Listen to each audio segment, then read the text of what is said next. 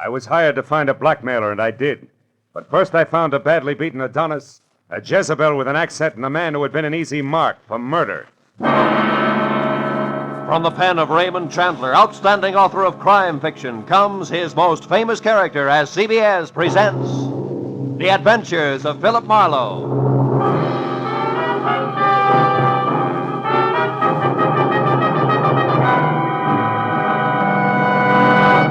And now, with Gerlad Mohr starred as Philip Marlowe, we bring you tonight's exciting story, The Easy Mark.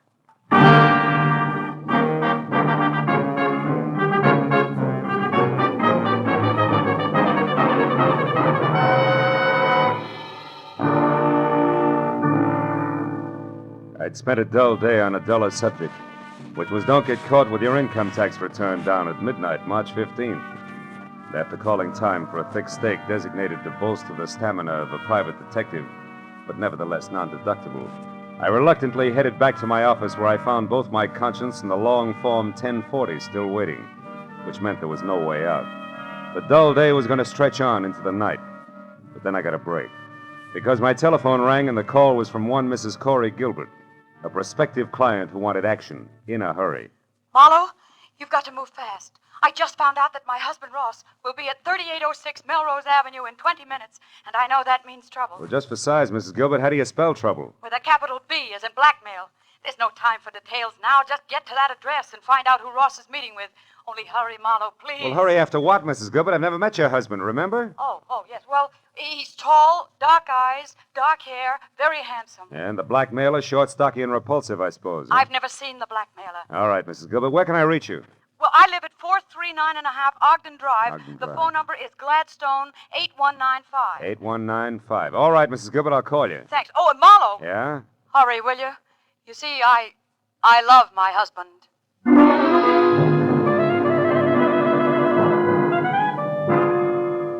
I was a little more than 20 minutes finding the address on Melrose. But when I finally pulled up and parked away from the place, I figured being late didn't matter because number 3806 turned out to be an unfinished house set deep in an acre of building materials. I was about to head for a telephone and get an explanation from a confused lady named Corey Gilbert when a lot of noise from what would someday be a living room changed my mind. Then I knew that my client had the right address after all, because there in the pale light of a slice of moon, taking the last of an awful beating from a thin man with a thick beard and a lot of muscle, was Ross Gilbert. Dark eyes and dark hair, like she said, but no longer very handsome.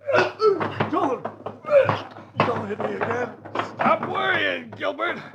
I'm almost through with you except for this. A present from Nanette. And just one more from Nanette.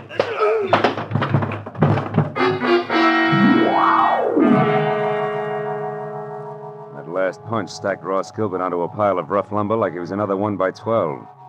And as he slowly scraped to the floor unconscious, thick beard dusted himself off lightly, jerked at his tie, and stepped out of the opening reserved for a future front door.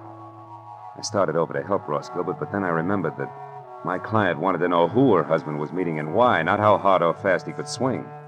So I decided for the time being to play it quiet. When Thickbeard got into his car, I got into mine.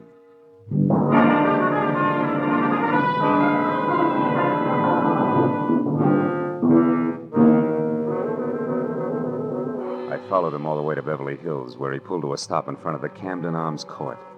I parked, lights out, and watched him strut up a flagstone walk and knock on the door of a bungalow, number 4, which was dark. When he knocked again and it stayed dark, he took an envelope out of his pocket, wrote something on it, and jammed it into the mailbox. Then he got back into his car and started away fast. I walked up to the bungalow and helped myself to Thickbeard's empty envelope. On one side, scrawled in pencil and smudged, was the telephone number Sunset 31676. On the other, payment delivered okay, Plummer. Plummer, huh? I shoved the message into my pocket, struck a match, and started looking for a name on the front door. But then a cab pulled up, and a moment later I had help. I can be of some assistance, perhaps? Yes, I was just... Oh. Nanette? Oui. Nanette Lamarck. But I do not know you, monsieur. No, you don't. I think if you will stop staring and begin talking, we will do much better. Who are you? Philip Marlowe. A friend of Plummer's. He asked me to deliver a message for him. Do I go on? Of course, Mr. Marlowe. But please come inside. It is so much nicer there.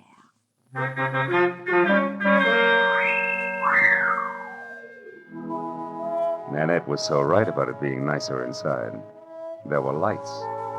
And that made it easier to see that the lady with the thick French accent and the gorgeous waistline was something that could have mustered her own foreign legion. She was narrow green eyes and open red lips, topped by a lot of close-cropped soft brown curls that kept running into each other. And for a dress, she was wearing about a quarter of a mile of draped chiffon that, in the right places, fitted a little closer than her own skin.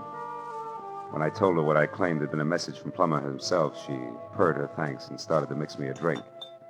When I brought up the subject of blackmail, she stopped abruptly, spilling a bottle of perfectly good Kentucky Tappan all over the table. Blackmail? What do you mean, Marlowe? Extortion, honey. The malpractice of getting a lot for knowing a little that's not nice. You're swinging wild now, mon cher. Maybe. But if it doesn't bother you, I'll stay right with it. Because I'd like to know why you and Plummer, who have such an easy mark, insist on throwing rocks. What easy mark are you talking about? A tall, dark, and used to be handsome guy named Ross Gilbert. Ross. Soda, Marlowe? Yeah. But don't make it too sweet, honey. I can't take it that way. Nanette will be very careful not to make it too sweet. There. Tell me, mon cher, when did you last see Plummer? Before tonight, I mean. I'm not sure. I think it was at the fights over at the Legion Stadium last week. How do I get my drink? Oui, mon cher. You will get your drink in your face, liar. Tell me, Frenchie. Is that pearl handle 32 considered the very latest along the Champs-Élysées? You have lied to me, mon ami. You see, Plummer only arrived in Los Angeles the day before yesterday, for the first time in his life. All right, I made a mistake about seeing Plummer at the fights last week. Now, why don't you put away the gun and we'll talk about Ross Gilbert? Ross Gilbert is a man I hate with all my heart. A man I could kill right this minute. And that, Marlowe, goes for anyone connected with him. So now get out. Oh. Without even so much as an au revoir? I reserve au revoir for my friends, Marlowe. Good night.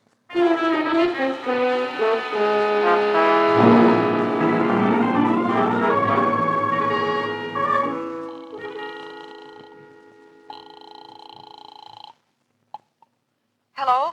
Marlowe, Mrs. Gilbert. Is Ross all right? Ross isn't here, Marlowe. What happened to him? He ran into an ugly beating at that address on Melrose. And something nasty from out of town named Plummer is responsible. Ever hear of him and/or an imported Jezebel called Nanette Lamarck?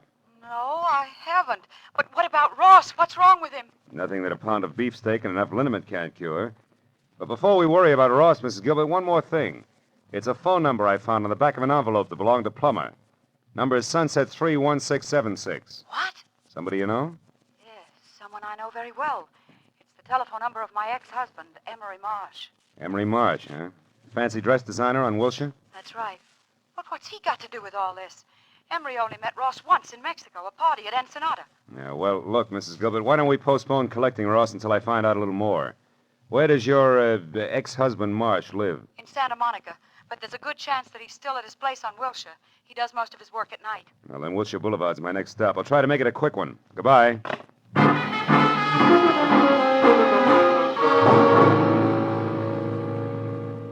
Emery Marsh's place on Wilshire was an expensive shop with a single velvet-lined show window that was home for a beautiful mannequin wearing an evening gown that would drop at the first sneeze.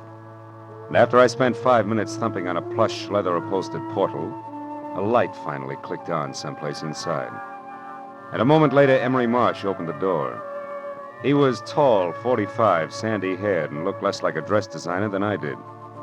So after following his tweed back into an inner sanctum that was combed plywood behind Chinese modern furniture, I decided to play it almost straight. Now, Mr. Marlowe, what can I do for you?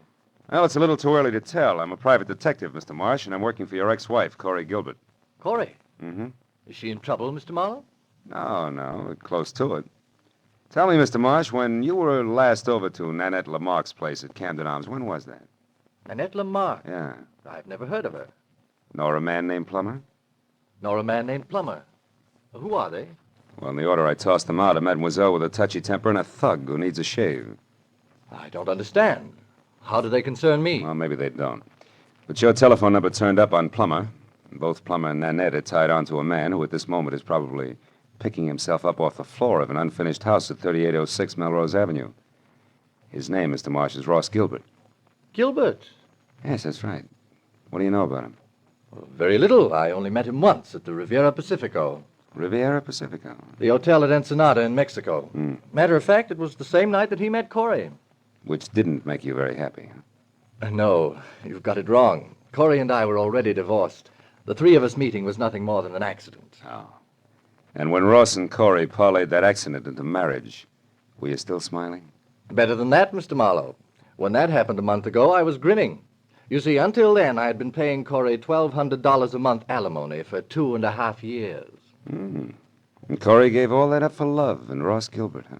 Ross Gilbert isn't exactly a pauper, Mr. Marlowe. No, I guess not. Blackmailing a pauper doesn't add up. What did you say, Mr. Marlowe? I said putting the bite on somebody who has nothing is like sucking a lollipop with a cellophane on it. You get action but no results, you see? Oh. Now tell me, why does the word blackmail come home to roost, Mr. Marsh? You wouldn't happen to know who the guilty party is, would you? No, Mr. Marlowe. And what's more, if I did, I certainly wouldn't keep that sort of thing to myself. Oh, no, I don't think you would. Well, thanks anyway, Mr. Marsh. You've been a big help. I'm glad. And if I can be of any further help, don't hesitate to call on me, Mr. Marlowe. Please. No, I won't, Mr. Marsh. You can depend on it.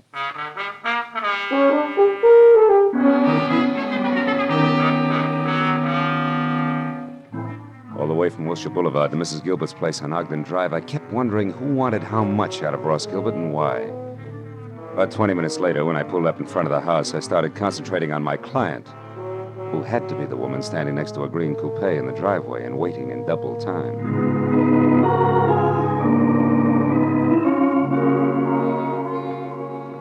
Corey Gilbert was long, flowing blonde hair draped over shoulders that at the moment looked like they were carrying the weight of the world. But she was prettier worried than most women who always keep it gay. Mr. Marlowe? Yeah, Mrs. Gilbert? Yes. Your husband shown up yet? No. Marlowe, what do you suppose has Take it happened? easy. Maybe we better have another look at 3806 Melrose Avenue, huh? Whatever you say. Shall I drive? If you've got a license. Yes, Mr. Marlowe. I've got a license. Well, okay, let's go.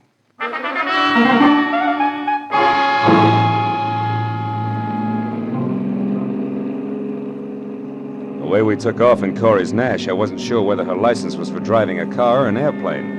And while she kept at 83.5 AAA on the accelerator, she talked about her husband and why she was worried. By the time we were near the place, I knew all about the party in Ensenada, their whirlwind courtship, and what a fine guy Ross Gilbert was.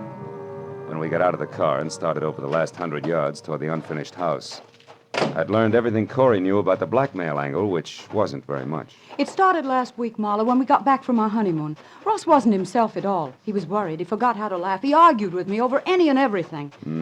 Where does the blackmail come in? I don't know. He wouldn't tell me what was wrong. Then this evening, just before I called you, I overheard him talking on the telephone. That's when I caught the word blackmail and this address. Now, maybe Ross will be able to fill in a few of the blanks for us. Oh, he was over here in this room on a pile of lumber when I... Ross! Plummer must have done a lot more damage than I figured. Ross! Ross! Take it easy, baby. Marlowe, what is it? Is he... I'm afraid he is, Corey. That man! He beat him to death! No, Corey, that round hole in Gilbert's chest wasn't made by a fist. From where I stand, it looks like a .32 caliber bullet.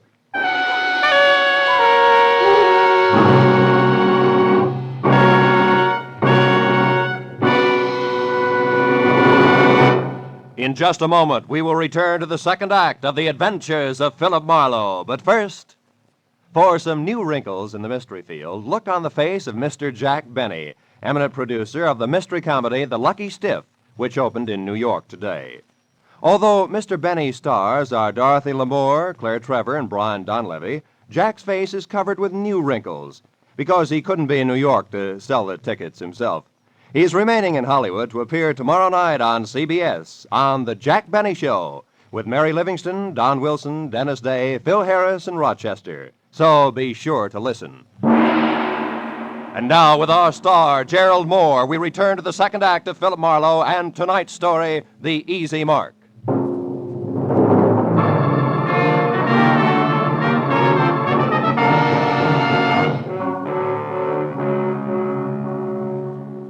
Corey Gilbert's face went sickly white, and her mouth twisted on the brink of hysteria as she stared at the dead man. I turned her away from it and led her to a window. She did the fastest job of pulling herself together I'd ever seen. And I went back to the body. On the way, I noticed a folded scrap of paper on the floor. It was a page torn out of a desk diary, but all that was written on it was the address of the unfinished house we were in.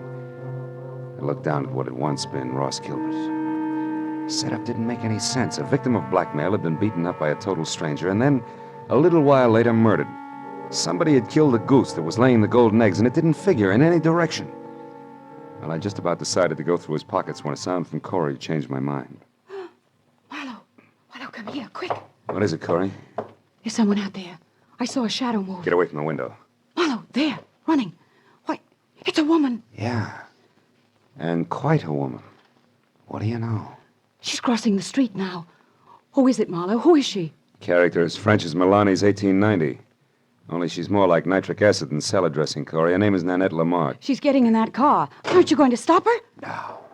I've got a line on Miss Lamarck. I can find her. But she was hiding here. She could be the one who shot Ross, couldn't she? Easily. In fact, right now, she's the odds-on favorite. But she's also cagey, and we'll have better luck if we get her on home ground where she'll talk.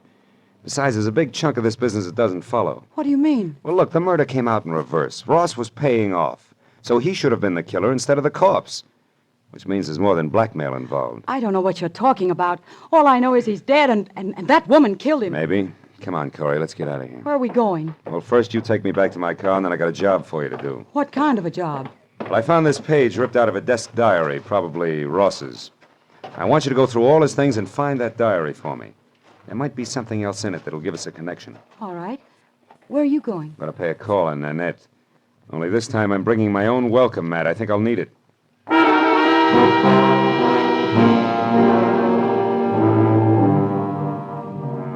After Corey dropped me off, I called Lieutenant Ibarra at Homicide, reported the body, and then I got into my own car and drove out to Beverly Hills again, to the Camden Arms Court. Nanette's bungalow had lights on. I parked down the street and made tracks back through the landscaping to a side window. Nanette was playing pin-up girl on the arm of a divan. She watched someone pace back and forth across the room. When I got close enough to hear what was being said, that someone turned out to be Corey Gilbert's first husband, Emery Marsh. Like chickens with their heads off. So Ross Gilbert was shot to death. But I've got to know the truth about one thing, Miss Lamarck. My entire life's work is at stake. Can't you understand? All right, Monsieur Marsh. Do not break out into tears, I will tell you. Plummer is merely a private investigator I hired to locate Ross Gilbert for me. Now, are you happy? No. Why did such a person have my telephone number? That's what I want to know. I'll be ruined if I'm involved in this mess. My reputation means everything to my business, and, well, things aren't going too well just now. If I'm connected with a scandal, I'll be wiped out. Well, stop worrying.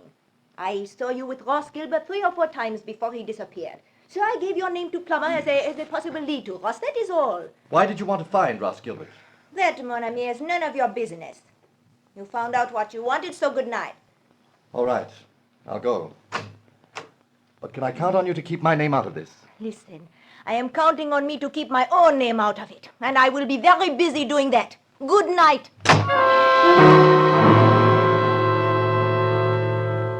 I plastered myself up against the side of the house and watched Emery Marsh leave. He looked anything but happy over the result of his interview with Nanette, but I figured I had the benefit of experience to work with and less to lose than he had. So I waited until he was out of sight, and then I stepped up to the door, braced myself, and tried my luck. You again. Yeah, and I want to talk to you. Get your foot out of my door. Oh, get out of here. Get out. Not until we've had a nice, quiet chat, Nanette, and I think we'll take up where Emery Marsh left off. What? Look, just who exactly are you, Marlowe? Your boy Plummer and I are distant fraternity brothers, but there the similarity ends. Just another chief private detective. Ooh! Okay, baby, if that tough stuff's the only language you understand, we'll talk that. Oh, stop it. Leave me alone. Now get over there. Sit down. Oh, you ape. I'd be nice to me if I were you, Nanette. Because I just love to see a rope around that lovely neck of yours. And what's more, I can almost put one there. You're in a mess right up to your accent. So start making answers beautiful and keep them straight. First, why did you put Plummer on Ross Gilbert's trail? Because he double-crossed me, that is why. Double-crossed you? How? He ran away from me. He was mine, all bought and paid for, you understand? Not exactly. When I met him, he was flat broke. I bought him every decent stitch of clothes that he had. Gave him everything he needed to be a gentleman because we were going to be married. And then he ran out on me and took everything with him that he could lay his hands on. Go on. Nobody does that to Nanette Lamarck. Nobody. So you hired that licensed thug Plummer to find him and beat him half to death, right? Exactly. Well, go ahead, baby. The story doesn't end there. Tell me the rest, the good part. About how you waited until Plummer got through with him, and then you went down to that unfinished blueprint out of House and Gardens and killed him. No, that is not true. I did not do that. Why, I could not. It's no bigger lie than the rest of it. Where's that pearl handle 32 of yours, Nanette? And don't reach for it. Just tell me. What do you want with it? I want to see if it's been fired. Now, where is it? Call it, Jack. Oh, fine. Plummer. Miss Lamarck might not like for you to see her gun. Oh, I thought you would never get here. Who's this character, Miss Lamarck? Another private detective. Marlowe by name. No kidding. Well, we got a lot in common, haven't we, Jack? Yes. We've each got 2 arms and 2 legs. And the name is Phil. Oh, that's the way it is, huh? Well, listen, Jack. You got no business here in the first place. For 2 cents, I'll chop you down. You're even cheaper than I figured. Why, and you you can put big- away that big, nasty gun, too, because I got you cold. That envelope you stuck in Nanette's mailbox tonight had a slip of paper inside from one of your old clients. Huh? What are you talking about? Can't you guess? Hey, you want to see it? Well, yeah, let's have a look at that. Okay. Take a good look. Come on, drop the gun, Plummer. Come on, drop it. My arm! All right, now, fold up. There's your bargain basement detective. Nanette, you didn't get your money's worth, did you? Now, shall we take a look at that pearl-handled gun of yours? It is over there in my bag. Thanks. Clip's full, and that smell sure isn't gunpowder. Of course not. I did not kill Ross.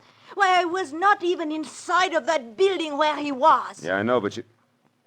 Wait a minute, say that again. I said I was never inside that unfinished house where he was found. When I drove up, you were already there, so I left. Yeah, I know. And Plummer's gun is... fully loaded. Hasn't been fired either.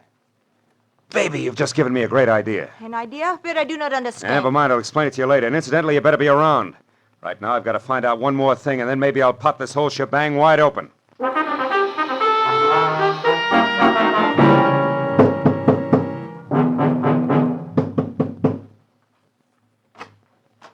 Mr. Marlowe, Good evening, Mr. Marsh. Lucky to find you still working, huh? late hours are a habit with me these days. Come in. Thanks. Mr. Marsh, I've come back for that help you offered me earlier this evening. I see. Well, the offer's still good. Fine. I think your ex-wife, Corey, is lying to me. She claims you didn't know Ross Gilbert, that you only met him once at that party in Ensenada, but you did know him, didn't you? Why, yes. As a matter of fact, I did get acquainted with Ross slightly. We had dinner together a few times. Uh-huh. And you really did favor his marriage to Corey because it freed you automatically from that alimony load you were carrying. That's correct, Marlowe, but I don't And it's see... also correct, isn't it, that you couldn't afford to go to court to have your alimony reduced because that would let your snobbish clientele know you were going on the rocks. Yes, that's also true. And maybe it's true that you actually engineered the marriage and it backfired on you. Very smart, Mr. Marlowe.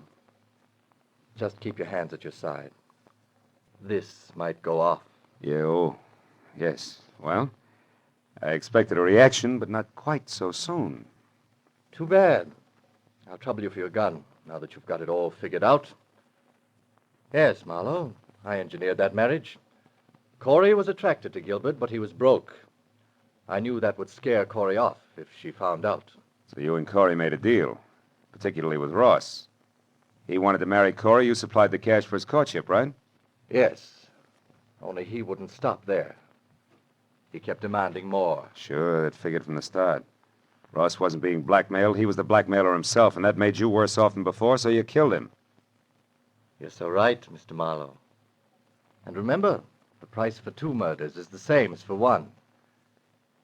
So you've really left me no alternative. I'll give you an alternative, Emery. Corey! One thing you didn't count on. I really loved Ross Gilbert.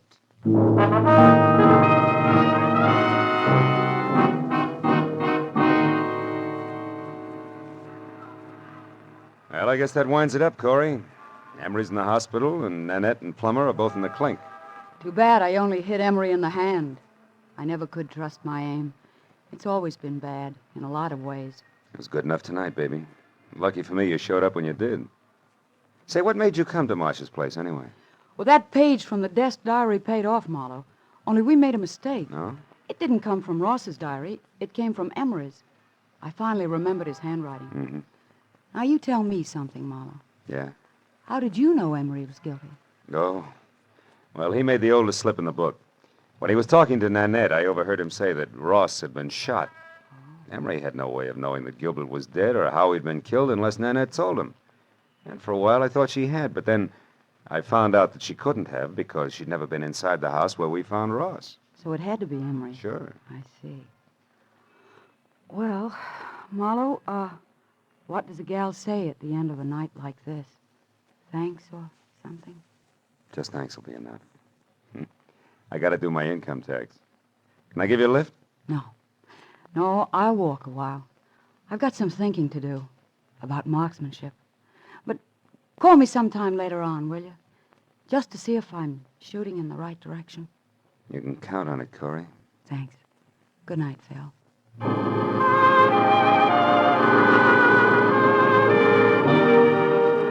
I watched her for a moment as she walked down the street all by herself, deep in her own thoughts, and it looked to me like she was playing it strictly square. I almost wanted to follow her.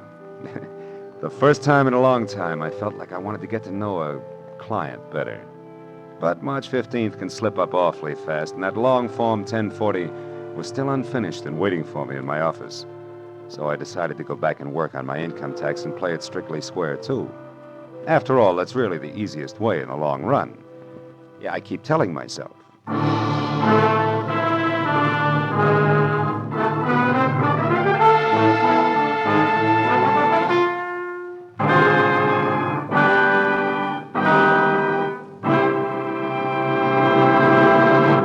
The Adventures of Philip Marlowe, created by Raymond Chandler, stars Gerlad Mohr and is produced by Norman MacDonald. The script by Mel Donnelly, Robert Mitchell, and Gene Levitt was directed by Ralph Rose. Featured in the cast were Sylvia Sims, Laurette Philbrandt, Ken Harvey, and Paul Duboff. The special music was by Richard O'Runt. Be sure and be with us again next week when Philip Marlowe says... There was a man with a bad heart, a telephone number scribbled on a cash register receipt, and a corpse on the other side of town. But I couldn't see the connection between them until I realized they were all tied together by the same long rope, worth $30,000.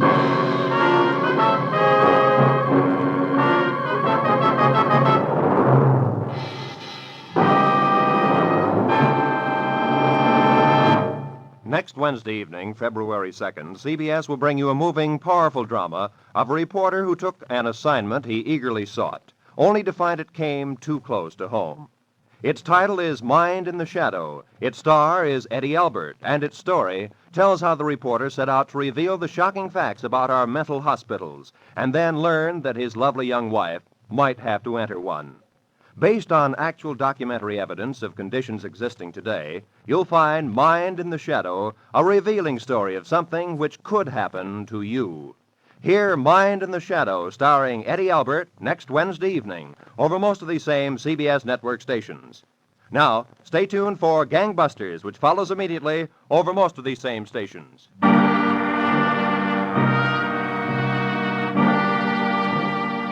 This is Roy Rowan speaking for CBS, Jack Benny's new address, Sunday night on CBS, the Columbia Broadcasting System.